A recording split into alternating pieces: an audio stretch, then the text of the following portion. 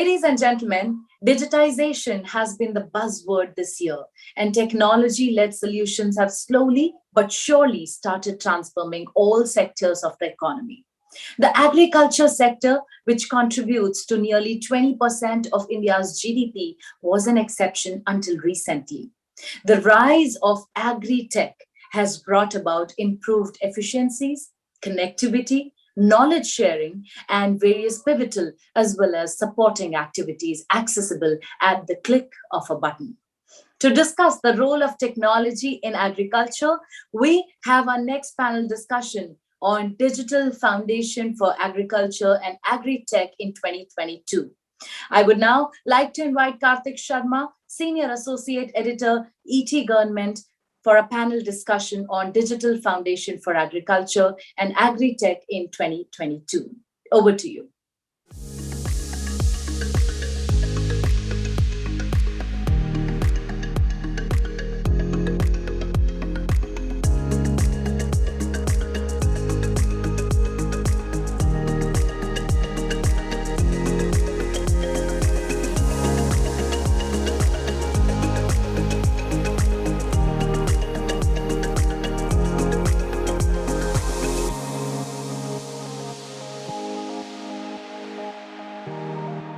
Hello everyone, I am Karthik Sharma.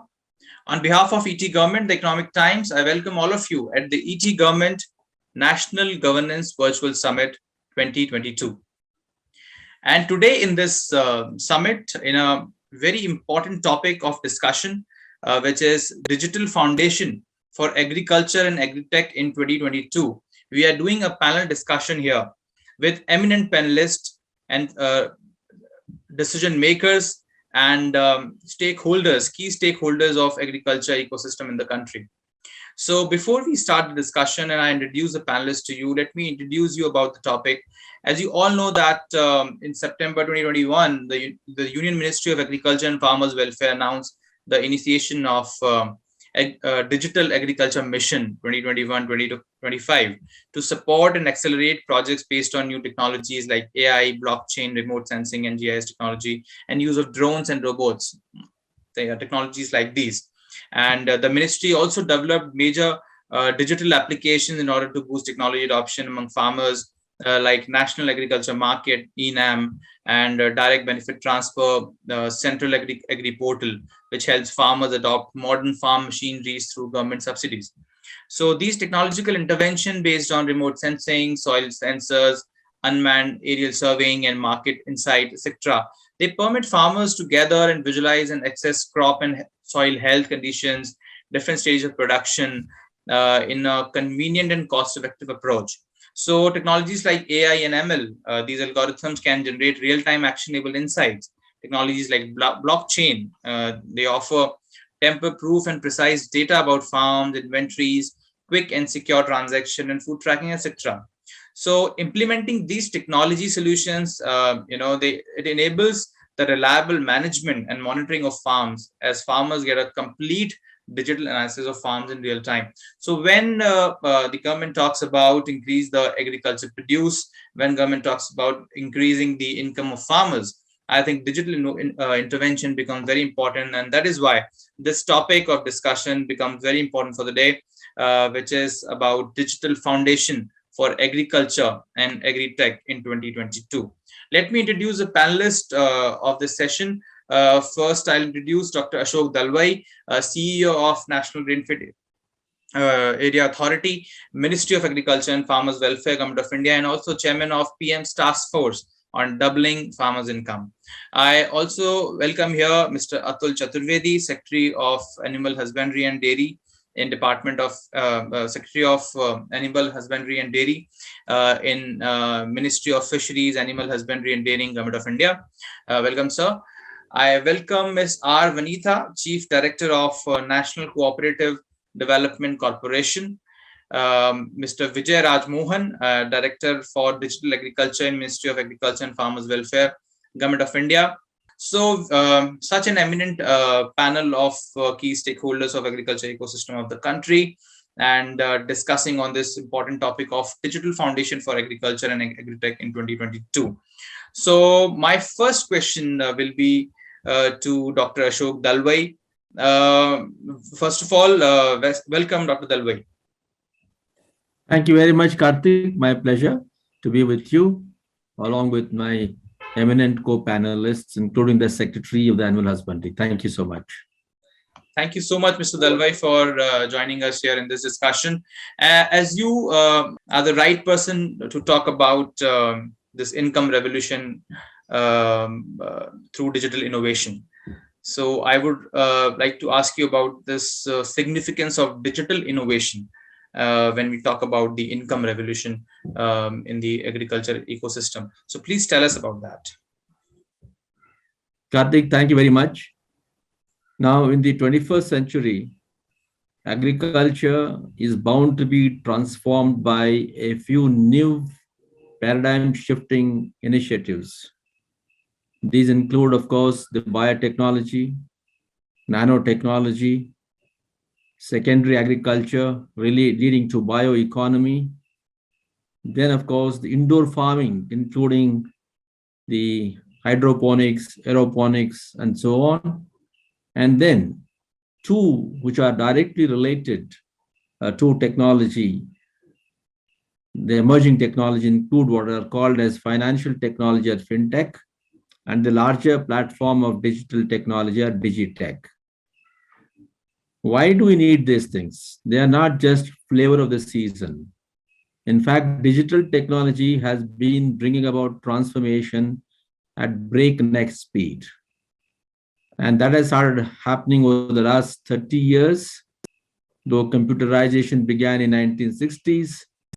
But in the 21st century, with rapid transformation that is happening in the world of technology, which is now called as emerging technology, the application part is gaining momentum.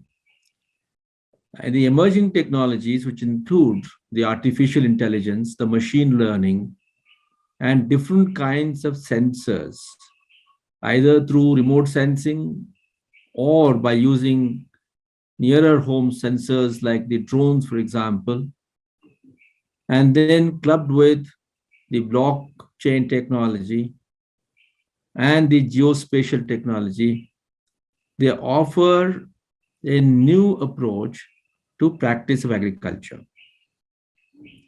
Agriculture has done well in our country as also in the world, but agriculture has begun to face new challenges for various reasons, and these include first, division and fragmentation of land in dense countries like India. And on account of division and fragmentation, the scales of economy do not operate, and therefore the returns or net returns or investments are decreasing. And the second one is on account of the climate change, the vulnerabilities are increasing, and India is considered as the 7th most vulnerable country to the negative impacts of climate change, on account of which we will have increasing number of weather extremes, we'll have changes in the seasonal patterns, and therefore there will be changes in the biotic and abiotic stress, making the stabilized agriculture production extremely vulnerable, which therefore calls for the ability of our system to predict the weather extremes to the extent possible and share that advisory with the farmers and other stakeholders so that they are able to negotiate the risks and minimize the probable loss of production and profits. And the third one, of course, is that the digital technology should be able to answer the decentralized production system, decentralized marketing system, and stitch them together to make them more efficient.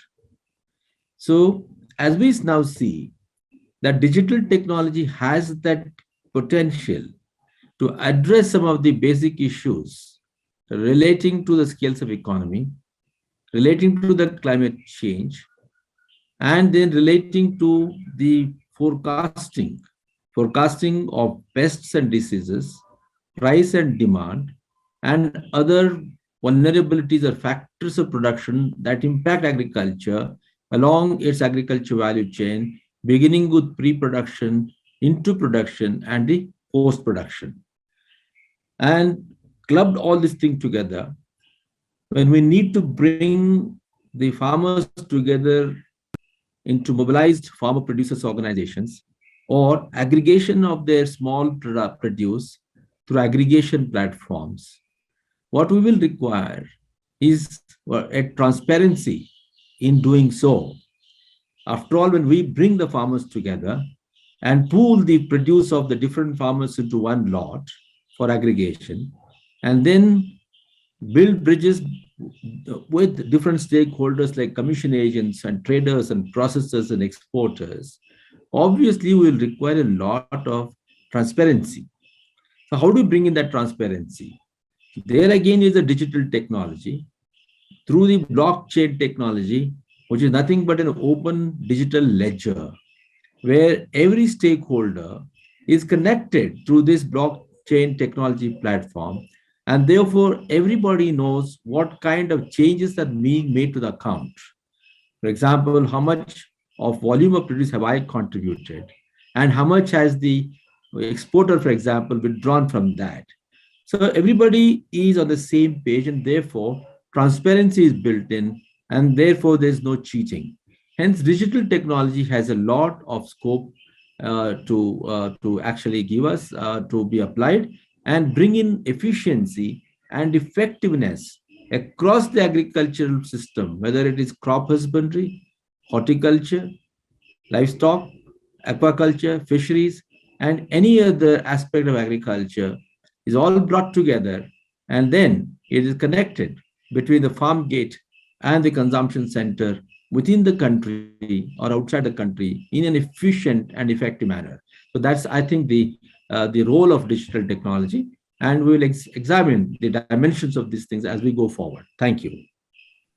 Thank you, Dr. Dalwai. I think, in fact, you have rightly mentioned about the challenges of agriculture ecosystem in the country like India, whether it is related to climatic change or whether it is related to the fragmentation of the land.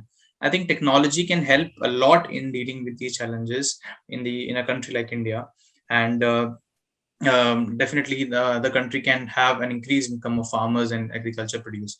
When we talk about agriculture as a whole, the livestock management becomes a very important aspect of that. And when we have Secretary Animal Husbandry and Dairying Government of India with us, I think it is a right opportunity for me to ask a question to you, Mr. Atul Chaturvedi. Firstly, welcome to this panel discussion. Thank you, Kartik. It's a pleasure being part of such a distinguished panel where Ashok sir is there. I feel myself privileged to be part of the panel. Thank you. Thank you, sir. It's our honor to discuss this topic with such an eminent personalities like you. So when we talk about livestock management, we can see a lot of digital innovations happening in animal husbandry and dairying department. I was once checking the website and I could see the Pashupedia there on your website. So there are a lot of digital things happening, but how a smart use of ICT can help in a livestock management, more efficient and effective livestock management in the country. Can you throw some light on that, please? Yeah, thank you. In fact, as you rightly mentioned, the livestock sector now is no more an allied sector. It's in fact one of the major contributor to the rural economy, and its importance can't be forgotten about. In fact, it's contributing almost around 5% of GDP as far as we speak, and almost 25% plus of the rural household income. And this is a sector which has been growing continuously since 2014 onwards at 8% on a compound annual growth rate. So that shows the potential of this particular sector. And in fact, I would like to also mention that this is one sector which can really contribute hugely in doubling the farmers' income as a sector as a whole, and In fact, there are a number of things which are being done as far as the digitization or the ICT technology is concerned. In fact, starting from 2019 onward, when Honorable Prime Minister launched a program of animal disease control as well as the artificial insemination program for the first time, in which Government of India is assisting all the states 100% in terms of the central assistance with reference to these programs. We started few things along with that programs, which is basically, one is that we are now tagging every animal with a unique ID, which is a 12-digit barcoded ID, which is being tagged on the animal's body, on the ear of the animal. And this is started already in cattle and buffalo, and as we speak, out of 24 crore cattle and buffalo, we have already tagged more than 22 crore cattle and buffalo in the country. And we are not stopping only at this. We are linking this particular unique ID with a digital platform which is being managed by National Dairy Development Board. It's popularly known as NAF, which is basically Information Network on Animal Productivity and Health. So what's happening is that this particular 12-digit code, when you feed into this particular platform, you have the full history of that particular animal, starting from its progeny, who are the mother and who are the father of the particular animal, what has been the disease history, whether the animal has been vaccinated or not vaccinated, and have there been any disease to that particular animal, how many calving it has given till date, and stuff like that. So that's one big digitization part which has started in 2019, and along with that in 2020, we also got an app launched through the Honorable Prime Minister called eGopala app, which is basically an app which is not only providing lots of information to the farmer with reference to the nutritional needs, with reference to the so-called ethno-veterinary medicine treatments, and also information with reference to various camps and when is the vaccination due to the particular animal, etc., which they own. But in addition to that, it's also providing a e-marketplace for both for availing the services by the farmer with reference to the breed improvement. So he can choose who's going to be the artificial inseminator in his area, and how can he give a call to that particular person. But in addition to that, the kind of semen which he wants is also he can choose out of various breeds. And in addition to that, this is also providing a e-marketplace for sale and purchase of not only germplasm but also a good breed of animals, which is cattle and buffalo to begin with, and we are going to subsequently expand it to others. So these are some of the digitization initiatives which have happened, but we have not stopped at this. In fact, what we are now doing is a pilot on the National Digital Livestock Mission, which is basically a pilot which is testing a lot of these softwares with reference to the back end and the front end. So what we are doing is, as you may recollect that during the Independence Day speech of 2020, the Honorable Prime Minister from Red Fort launched the National Digital Health Mission, which is basically digitizing the human health records across the country. And so this National Digital Livestock Mission, what it envisages is something which is a plus of the National Digital Health Mission. So it is not only the health records of the animal, but also the whole breed improvement effort of the animal, and also the whole traceability of the livestock product, starting from what kind of feed is being given to that animal, what kind of treatment is being given, and the vaccination which is being given, and in addition to that, the whole calving history, and then thereafter the traceability of the whole product which is collected from that particular livestock, whether it is milk or whether it is egg or meat.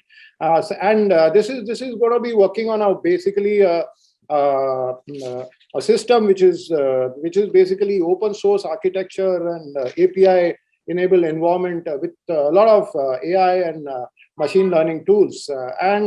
The farmer-centric services are basically the focus of this mission, and we have already launched this in two states as a pilot.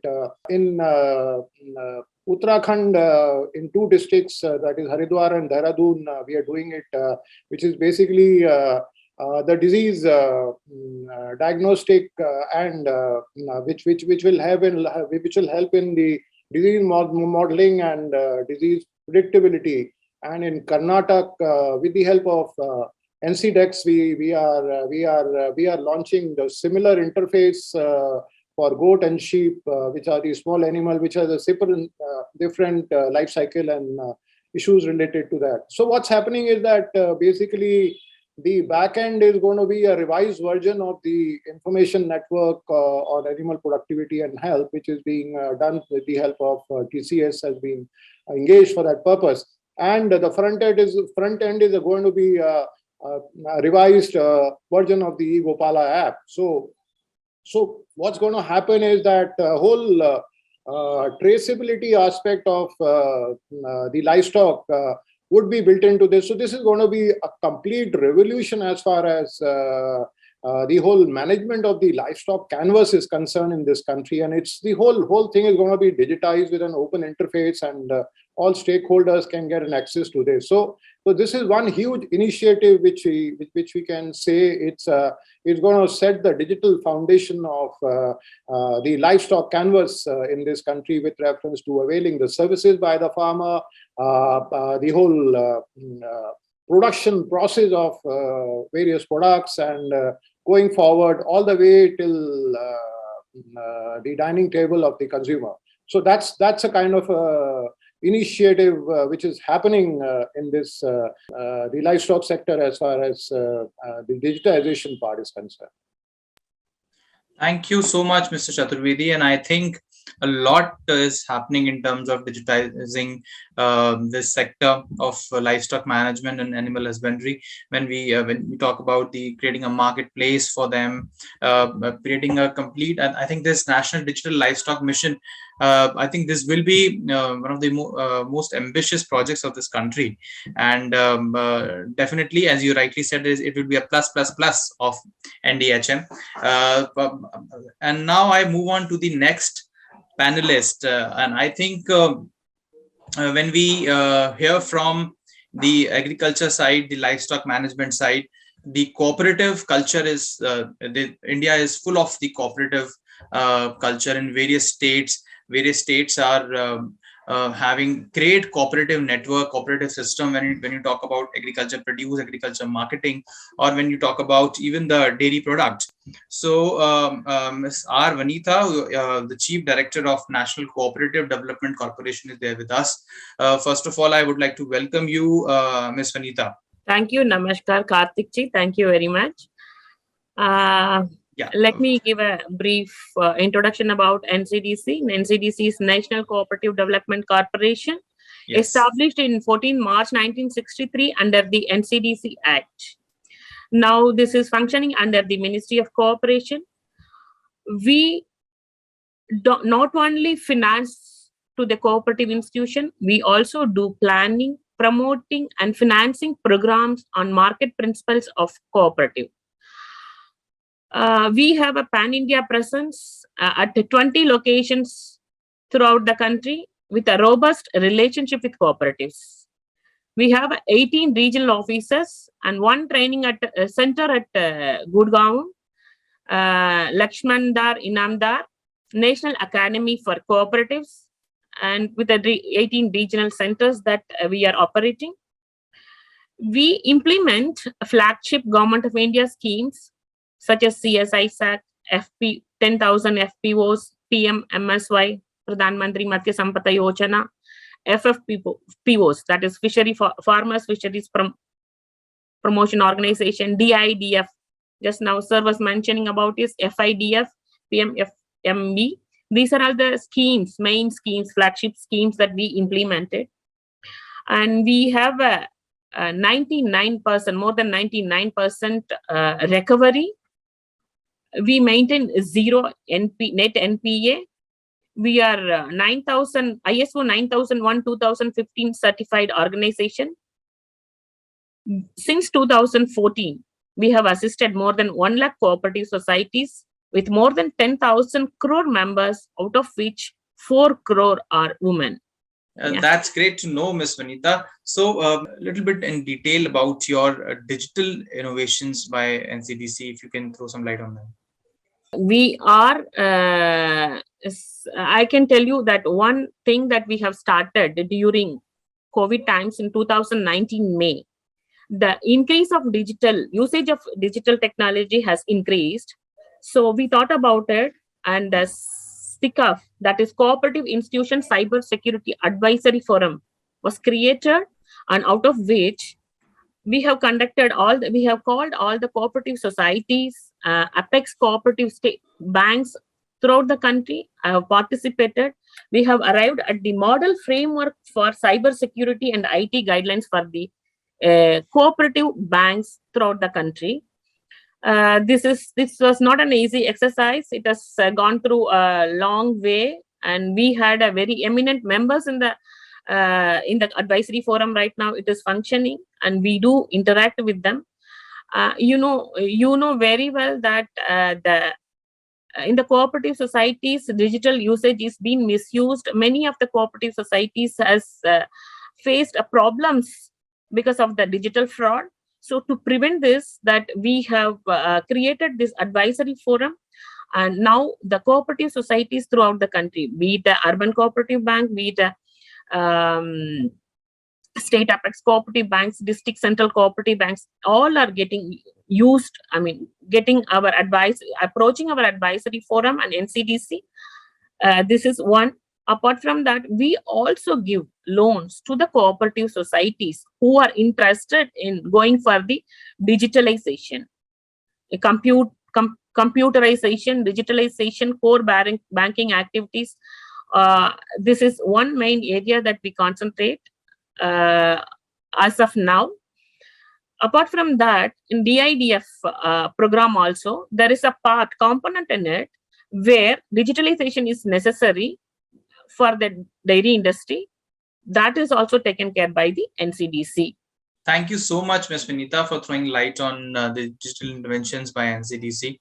And next, I move on to Mr. Vijay Rajmohan. Hi, Mr. Rajmohan, welcome to this discussion. And as you are Director for Digital Agriculture in Ministry of Agriculture and Farmers Welfare, Government of India, I would like to ask you about this usage of these modern technologies. When in the introduction, when I was speaking about this launch of Digital Agriculture Mission 2021-2025. So how these modern technologies like AI, blockchain, remote sensing, Dr. Dalwai was also talking about, leveraging these technologies to overcome the challenges of agriculture ecosystem. So just throw some light on this digital mission in agriculture, and how these modern technologies will be used to enhance the digital agriculture to finally increase the produce and increase the farmers' income. Yeah, Karthik, as Dr. Dalwai already outlined, Government of India, with the aim of doubling of farmers' income, had attempted infusing these technologies in the agriculture sector in the country. In fact, the whole thing, was recommended by the Doubling of Farmer Income Committee headed by Dr. Ashok Dalwai. And based on the recommendations of the DFA committee, the Department of Agriculture and Farmers Welfare amended its NEGPA program, National E-Governance Plan in Agriculture program, which was earlier used to mainly fund the hardware and manpower across the country so as to increase the penetration of information technology in the sector. Then we amended that scheme and then included all the new and emerging technologies, including digital technologies like artificial intelligence, machine learning, remote sensing and GIS, IoT devices, blockchain. Even in fact, we also render support to infusing robotics in the field, in the country. Though it has not picked up across the country as of now. So all these new technologies, Government of India is supporting. We have a centrally sponsored scheme, the NEGPA scheme, through which we support the state governments. Last year, 10 state governments submitted their proposals. We approved them. They are in various stages of development across the country. For example, Arunachal Pradesh, they are building a supply chain mechanism using the digital technologies, because during the pandemic, they found it difficult to understand where the bottlenecks are there. So they are using this technology. Meghalaya is implementing a project on crop pest surveillance, and Andhra Pradesh they are implementing a project for integration of various digital technologies and ensuring a seamless process flow. Assam is implementing a project on machine learning based crop health checkup. So like this, various state governments now, with the support of the Government of India, are implementing these technologies in the fields, and these are all happening in different states across the country, in different geographies, different technologies, and many of them are involving startups and other private sector companies who are coming up in this area. So Government of India's this support is creating an ecosystem of digital agriculture in the agriculture sector in the country, and so far it has been received well by the states and union territories. So this is one thing which we are trying to do. Linked with this is our other initiatives, like creating a architecture in the country, what we call as India Digital Ecosystem for Agriculture, for which we constituted a high-level task force. They have submitted their recommendation. Simultaneously, in consultation with the task force members, some of the members, we have also initiated a farmer database. Government of India is building. We have already more than 9 crore farmers data with us, and out of which near about 5 crore farmer data we have linked with the lands wherein they are doing farming. We are working on that further with the state governments. In fact, under the NEGPA scheme, now various state governments are building their own farmers databases, which will all be linked up and create this agri stack in the country, which again will be opened up with startups and other both public as well as private players, so that they can add value. And towards that, again, Government of India is implementing various POCs, proof of concepts, across the country in collaboration with AgriTech players and technology players, also major players in the country. So all these initiatives are happening. They are all linked to one and another. And we are also in talks with the Indian Institute of Science, who already built a data exchange platform for the smart cities. We are trying to emulate that model in the agriculture sector. So we are in discussions with them to create a kind of mini platform wherein some of the agriculture data exchange could take place and services can be built for the farmers, again on a proof of concept basis. So all these efforts are happening across the country, and for the first time we are embarking on this journey. It is little new for the government also, and it is well received by the private sector, fortunately, and the public sector also. And once these are all done and linked up, this will totally transform the sector, and it will add a lot of value to the farmers. And as the Doubling of Farmer Income Committee pointed out, see, in other areas we have already reached peak. With the digital technologies, the farmer can have more incomes. He can add value to the produce, and we can remove various bottlenecks which are existing in the agriculture sector right now. So, Government of India is working on various fronts. We are strengthening the system. We are strengthening the program delivery mechanism. Just yesterday, the former Additional Chief Secretary of Karnataka, who is very experienced in the e-governance and other digital technologies, he has joined with this central team, Government of India team. So we are working overnight, and we are hopeful that these initiatives will transform the sector in the coming months and years. Thank you. Thank you, Mr. Rajmohan. I think you have rightly mentioned about how digital agriculture initiatives are taking place in the country, especially on the recommendations of Dr. Dalwai committee.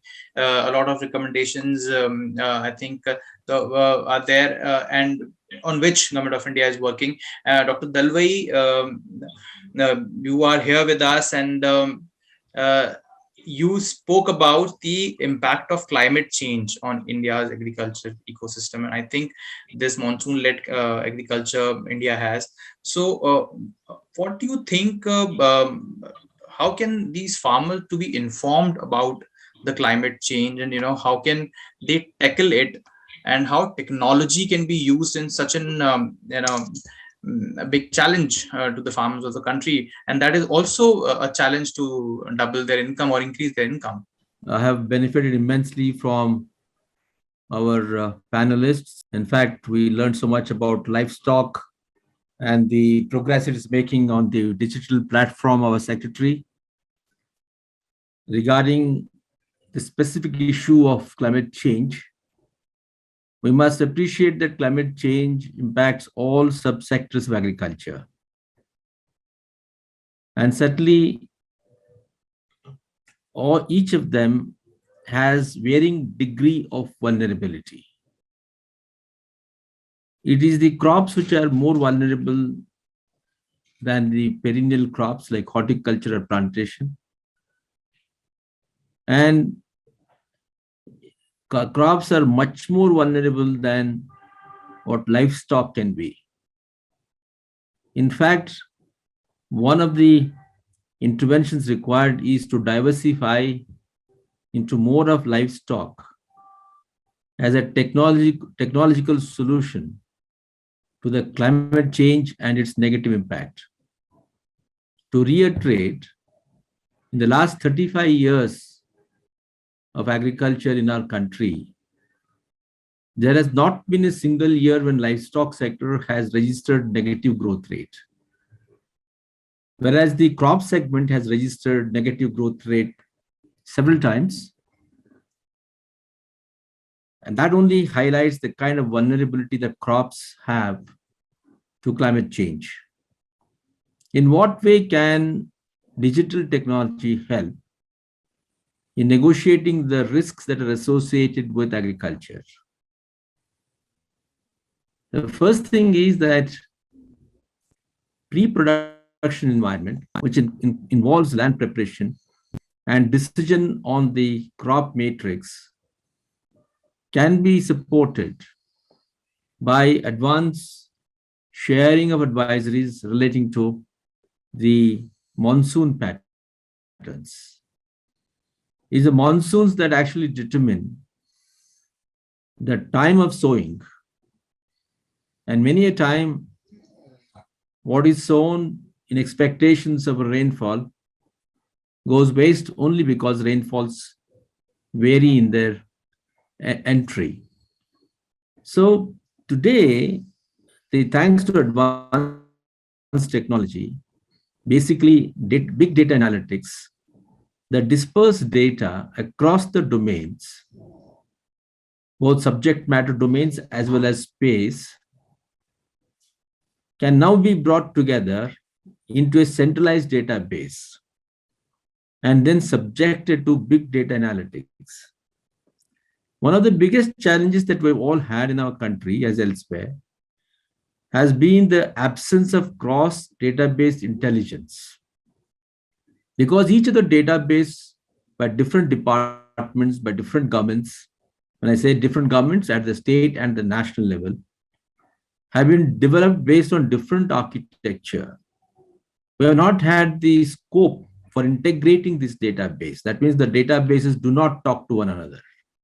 So today, when we have a structured, standardized database architecture, as Secretary Animal Husbandry was talking about, open architecture, open access, and standardized data formatting, standardized architecture with API enablement, where each database talks to the other, it makes it that much easier to take into account different parameters related to weather, for example, crop production, for example, soil data, rainfall patterns, the temperature patterns across the country, and then make an analysis using the computation capability that we have today, and then advise the farmers more appropriately. So once we have that kind of an advice to the farmers, he should be able to make a quick change in the decision relating to what kind of crop he should be sowing and at what time he should be doing it. So as we move forward, for example, into the production environment, what we find is there are primarily three challenges that a farmer faces as relating to crops. One is what is called the availability of the rainfall or the water or access to water at the critical stage of the crop growth. Every crop has got a certain critical stage. And at that point of time, if the water is not available, then there is a sudden drop in the yield. For example, the crop physiologically is not able to convert its photosynthesis into grains or fruits or vegetables as it is supposed to do. So when you have that kind of a prediction relating to the rainfall pattern, then possibly the farmer and the government also would be able to make alternate arrangements for making available water at that critical stage of crop growth. And then the second vulnerability at the production stage is what is the exposure to the pest buildup. And of course, simultaneously, the disease buildup. Now, pests and diseases also today, as they grow from epidemic to endemic stage, we need to predict that. So far in our country, we have relied more on physical data monitoring. For example, Agriculture Department has got 35 centers for pest management. And each of these centers across the country collects the data, but then that data is not real time because they're physically accessing it. Because it is not real time and then it is not compiled at the centralized system, we are not able to make a prediction as to how the movement of that particular pest or a disease can happen across the space over a period of time. So when we have the digital platform, for example, quite a few universities across the country have tested what's called an ESAP. An ESAP model based on the real-time ground truthing and then centralization of the data and undertaking a data analytics. And based on the trend over the last 1 decade or 2 decades, we're able to make a more accurate prediction as to what may happen on the pest buildup. And therefore, before it crosses the threshold limit, then we are able to take advanced action. So at the production stage, these are some of the vulnerabilities. And of course, at the post-production stage also, for example, beginning with the harvesting. Harvesting is the most important factor. At what time do you harvest the crop? I harvest it and then lay it on the field, in the open field. If I know that it's likely to rain, then I will be able to take advanced action in terms of harvesting and transporting that to my storage godown. So there are many ways of negotiating the risks because we're able to predict them. And that prediction is possible today only because we are able to build an open access, standardized architecture-based, API-enabled data as the platforms, and then compile the data centrally, subject it to big data analytics, and simultaneously quickly disseminate it. Dissemination of the data is equally important. Today, for example, through the SMS or even to the smartphones, we are able to disseminate the predictions relating to price, for example. All the APMs in the country, at least most of them are today integrated onto the AgriNet platform. And then on a daily basis, the prices of different commodities as gathered from the APMCs is now shared via the SMS to the farmers. So likewise, it is possible for us to share that information relating to pest and disease and weather, etc., to the farmers. So there are multiple ways where practically it is possible to do. And when the government needs to make an intervention, many a time government is not able to rely on the data because a lot of it today is based on eye estimates and therefore data integrity is always doubtful. Let's take the case of a crop survey application that the government of Karnataka has developed and has been testing for the last 3 years. When this crop survey application was developed by them, and when they undertook the survey of the fields of the standing crops, what came out was that there was actually a huge difference between the data that was reported to the crop survey application vis-a-vis what had been normally reported in the preceding years based on eye estimate. Because the revenue department officials basically went by eye estimates, and eye estimates can never be near accurate.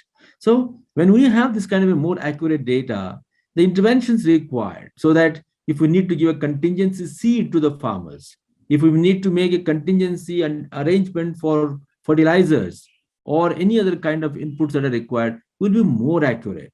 In the absence of data integrity, the intervention of government also becomes that much more uncertain. And therefore, we see problems at the field that when one side government is saying, I've done this much of arrangement, well, farmer says, I've not got this or I've got more of it.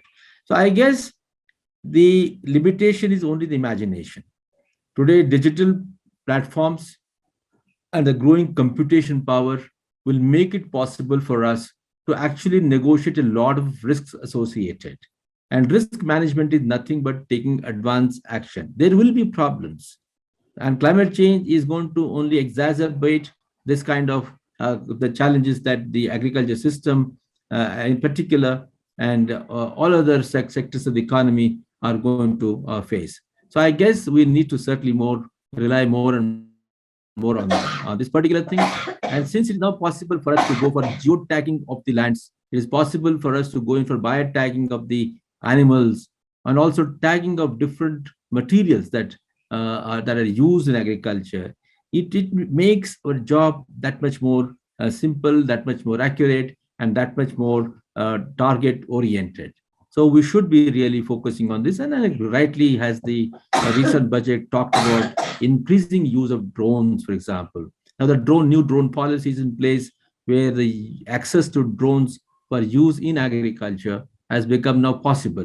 And when we thought so far that it was to be used only in certain national security oriented domains. So I guess that the government policies are also changing, but certainly much more needs to be changed. The last point that I would like to make on this is, it is a good thing that today we are actually inviting the private sector to participate, because a large number of applications will need to be developed at the local level. India is a diverse country in terms of agroecology. There are 121 agroecological subregions. So each subregion is very different in terms of its climate, weather, etc. We can't have one application for the entire country, particularly related to climate. Hence, we need to have private sectors to actually participate in bringing out applications. So the startup culture that is now picking up in agriculture, with large number of agri incubation centers, with funding under the Agriculture Infrastructure Fund, with funding under the even Livestock Infrastructure Fund, Aqua Fishery Infrastructure Fund, and various other funds that are available today, I think is making the job that much more easier. In fact, RKVY, for example, was amended 3 years back only with this particular view, that we start focusing on promoting the startups, promoting incubation centers, even holding challenges, so that the youngsters come forward to develop different kind of applications. So I think there is a limitless opportunity for the application of digital technology vis-a-vis the climate change. Thank you. Thank you, Dr. Dalwai. I think I collect some major insights from your reply that databases actually should interact with each other. I think this can be one of the key solutions for all the problems. And for that, I think various innovators should be promoted at the national level, whether from private or from government. And we'll come to these points also. But my question is to Mr. Atul Chaturvedi.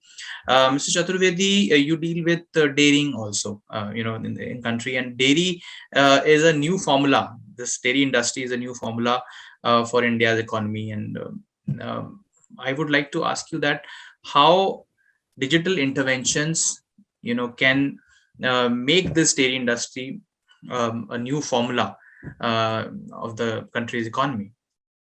Karthik, as you rightly mentioned, in fact, dairy, the milk is actually the single largest agriculture crop in terms of value. Its value annually in terms of cost is more than the cost of wheat, paddy, and other oilseed crops added together. In fact, it is said to be a largest crop.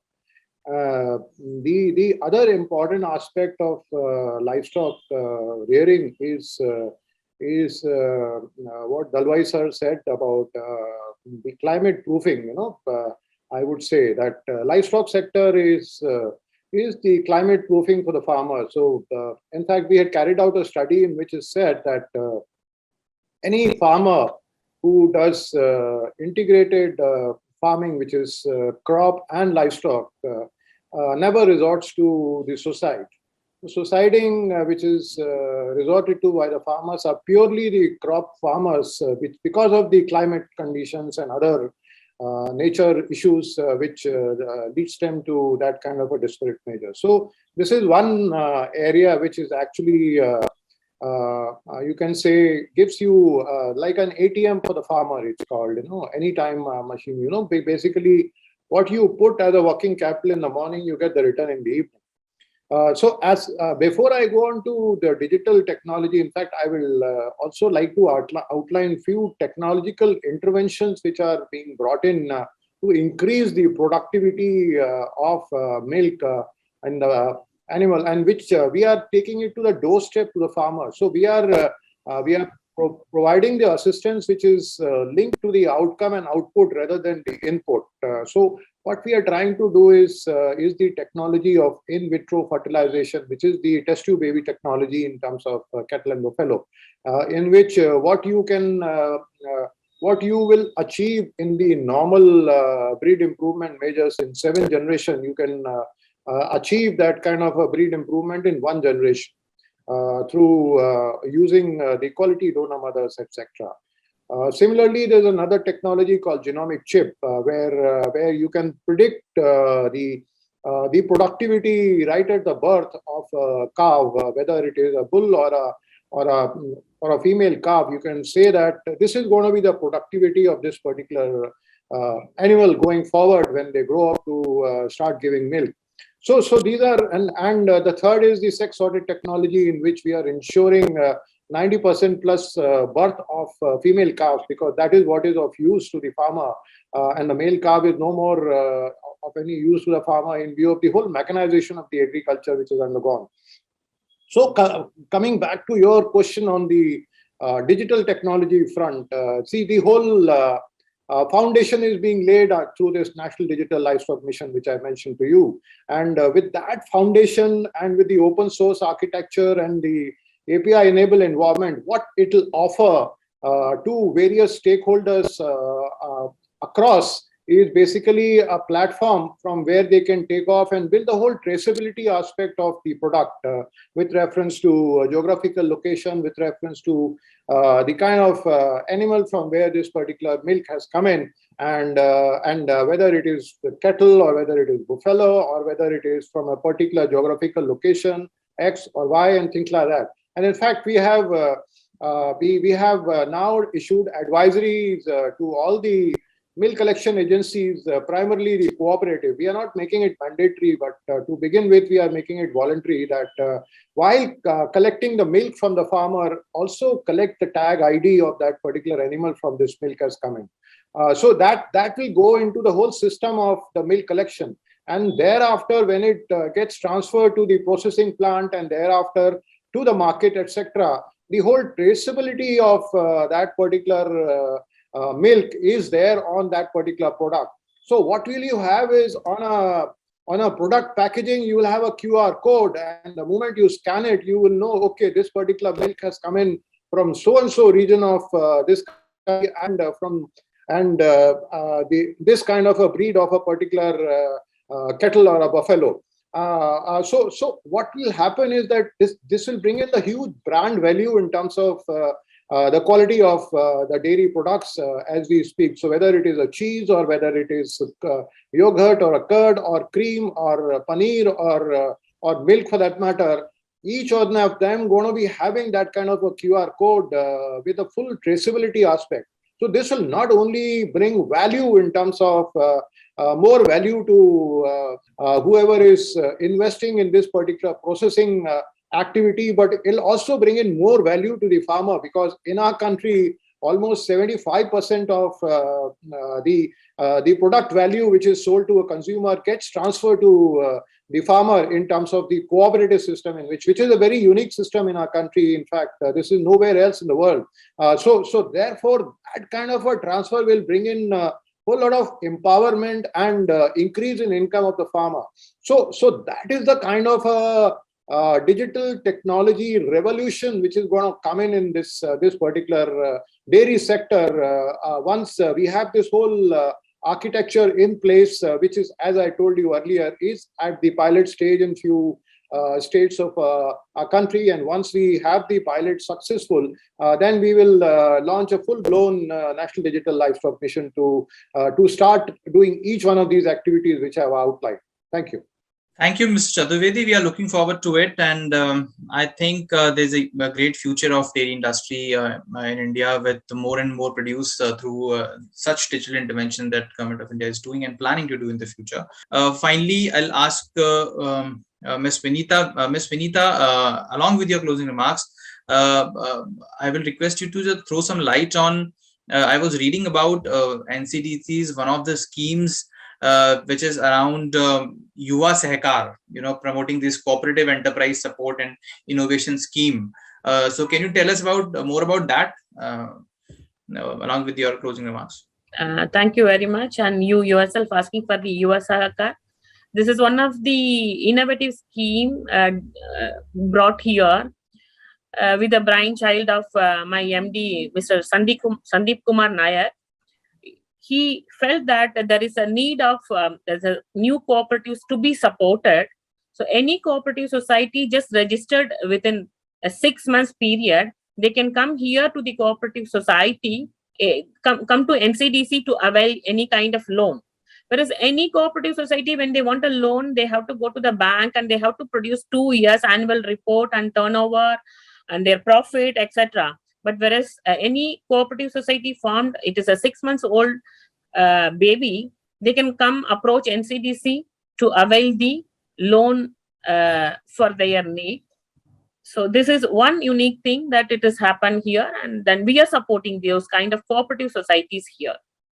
Thank you, Mr. Vanitha. And before I request Dr. Dalwai for closing this session with his remarks, I request Mr. Chaturvedi to please deliver your closing remarks, please. Thank you, Kartik. In fact, as I have been mentioning with reference to the whole digital technology intervention which we have been trying to undertake, in fact, this is a unique initiative which no other country of the world has done in terms of the complete 360-degree digitization of the livestock canvas in our country. And I'm sure with the kind of interventions and the kind of progress which we are making in this, we would be very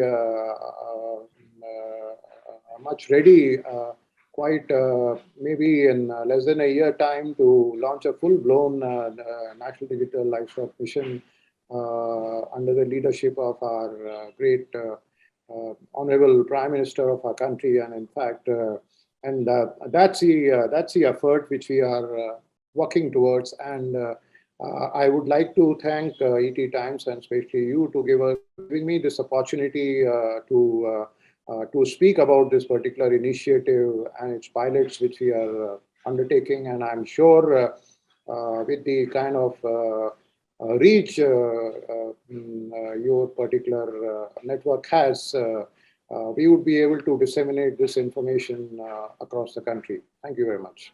Definitely, Mr. Chaturvedi, this insightful discussion will be of great information for our audience. And finally, I request Dr. Dalwai to please deliver the closing remarks of the session on digital foundation for agriculture and AgriTech in 2022. I would like to echo what my dear friend and our Secretary Animal Husbandry, Mr. Atul Chaturvedi, has said, that India is the country that has embarked upon digital technology in relation to agriculture as a whole, including livestock and fisheries, in a major way. It is not at pilot scale. It is not at proof of concept stage. It is full-blown universal scale rollout. The ecosystem that is required to make success of digital technology is also being put in place. First, the fiber network that is being taken to all the gram panchayats and further to villages based on VSAT wherever will not be able to have fiber technology connected is a prerequisite to ensuring that all the people would be able to access digital technology. India is a country where the largest number of mobile sets have been rolled out, whether it is simple, basic mobile or smartphone. The numbers are elephantine in number, in size. So based on the type of mobile that our people have, and based on the availability of the fiber network, the delivery mechanism is available. That means it can be simple SMS for those having only the basic mobile, and those having smartphones will have other forms of access. And of course, those who have where there is the fiber network and can also have the information technology connectivity, then of course they can access the websites, portals, and so on. And outside this, we have got what is called the Kisan call centers, where the people are not able to access digital technology. Then they can, using a toll-free number, directly access and have an interactive call. However, what is required is now to strengthen this further, so that digital technology, as it gets more and more robust in its application, does not create a class divide. We have all been used to class divide in terms of economy, for example, in terms of purchasing power. Digital technology has got greater potential of creating a divide if we do not take care to make it equally and egalitarianly available to everybody. So that is one thing that the government is aware of, and therefore will make all necessary arrangements to ensure that we create an egalitarian environment. Alongside this hardware, we need to focus more on the soft component. That means teaching or educating or making people literate in terms of using the digital technology. So that's in fact a greater challenge than providing for the hardware. So we need to really focus more and more on how we can make our people amenable to use digital technology as farmers, as landless agricultural labor, and other stakeholders. And the third one, of course, is to build standardized data structure. I know from personal experience with the UIDAI, where when we tried to first create that DBT system in 2011-12 for transfer of certain services under the welfare scheme, we found that the lack of match between the names in one database and another. So the data structure, the way you, for example, write down names, how is it standardized? That becomes equally important. Now, towards that end, some steps have been taken. The Department of Agriculture, for example, is building the first centralized digital database, where using the data that we already have relating to the soil health card and other schemes that we had in our department, that's now all being upgraded so that all the 121 crore agricultural households can come on the centralized database. This may not be enough, but it is a starting point.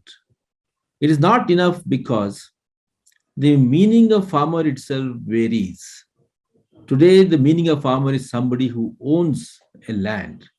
We now need to redefine that and say anybody who owns some asset which is called agriculture, whether it's land, water body, or animals, or a fish pond, for example, has to be defined as a farmer. And secondly, 1 year he may be a farmer, second year he may not be a farmer, because there could be a contract arrangement, there could be a lease arrangement. So we need to now have a more dynamic database for the farmers themselves. So that would be another requirement, because ultimately the aim of digital platform is to reach out to everybody who is supposed to be reached out in real time. So that will be the third most important requirement. So I guess the initiatives have been made towards that. And India being one of the countries in the forefront, it can learn from others and simultaneously actually share their experiences with others. So the fact today that we are moving away from purely crop-centric agriculture to a more dynamic agriculture based on all the subsectors, and from purely a production segment-oriented agriculture to an agriculture value system basis, that means connecting the farm gates with the consumption centers wherever they are. This is going to give us a greater opportunity for applying the digital technology. That means the agriculture will build on the foundations of digital platforms. So that is what needs to happen, and that's what will certainly happen. So finally, I would say that the science itself, which includes digital technology, has to get more and more delivery-based science. That means science not just for the sake of science. And technology, which is nothing but the daughter of science, cannot be just technology per se for the sake of it, but it has to be based on deliveries. And we have now identified in our country what the deliveries are based on demands. And today demands include three things. One is that the consumers are asking for better nutrition. Otherwise, we have people who are malnourished and undernourished. And the farmers who are the entrepreneurs are asking for better incomes. Otherwise, it is not sustainable. And third, ecology itself is crying because of some of the wrong practices that we have followed under the Green Revolution. And therefore, we now need to move towards a more sustainable agriculture, which necessity is found in a sharper way thanks to the climate change. So consumers as people demanding nutrition, farmers as entrepreneurs demanding incomes, and ecology demanding for sustainability can all be addressed to a great extent by digital technology, because that will give us an opportunity for precision agriculture and therefore resource use efficiency, which is so critical, the fulcrum of an enterprise-based mode to agriculture is possible only through precision agriculture. How much water to apply, when to apply, how much nutrient to apply, how to apply. So all these things is possible only when we develop this. So this particular digital technology has to go along with the march of other technologies. For example, nanotechnology, where we minimize the use of resources. The biotechnology, where we're able to find varieties or breeds which are more amenable, more resilient to the climate change, which can meet our greater needs of nutrition and incomes for the farmers. So I guess that we should not be blind to one particular domain, because that becomes the flavor of the season. Yes, digital technology must, but we should not close our eyes to the changes required in other technologies. This is the problem that we have had so far, that we have not practiced agriculture as an ecosystem. We have always compartmentalized it. So I looked at it partially. So I think we need to look at the ecosystem, which means that all technologies across the subsectors, all technologies in different domains have to be all thought of together, so that we are able to harmonize and then bring in what is called a synergistic output. Only then we will have a sustainable synergistic output and then bring about the needed change in the long run. So let me close by saying that as we do these things, we must always see that all our international commitments relating to biodiversity, land degradation neutrality, sustainable development goals, and the growing population, which is expected to be 1.64 billion by 2050, giving us the dubious distinction of being the most populous nation on the earth, will all have to be kept in mind. I think in that context, digital technology has a very, very important role to play. So I would like to thank you for giving me this privilege of being with a very highly committed and professional colleagues like Atul Chaturvedi ji, and thank you very much, Kartik, for giving me this opportunity, to you and the Economic Times. Thank you very much. Thank you so much, Dr. Dalwai, for wonderfully summarizing this discussion on digital foundation for the agriculture. And I think not only in the crop agriculture, also livestock, and also in the cooperative network of the country, the digital intervention, the delivery-based digital intervention will be of great help to grow this overall agriculture economy of the country. Thank you so much, Dr. Ashok Dalwai, Mr. Atul Chaturvedi, and Ms. Vanitha for joining us for this panel discussion. Thank you so much.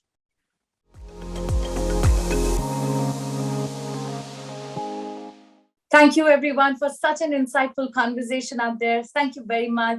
With this, ladies and gentlemen, let's take another short break. Stay tuned.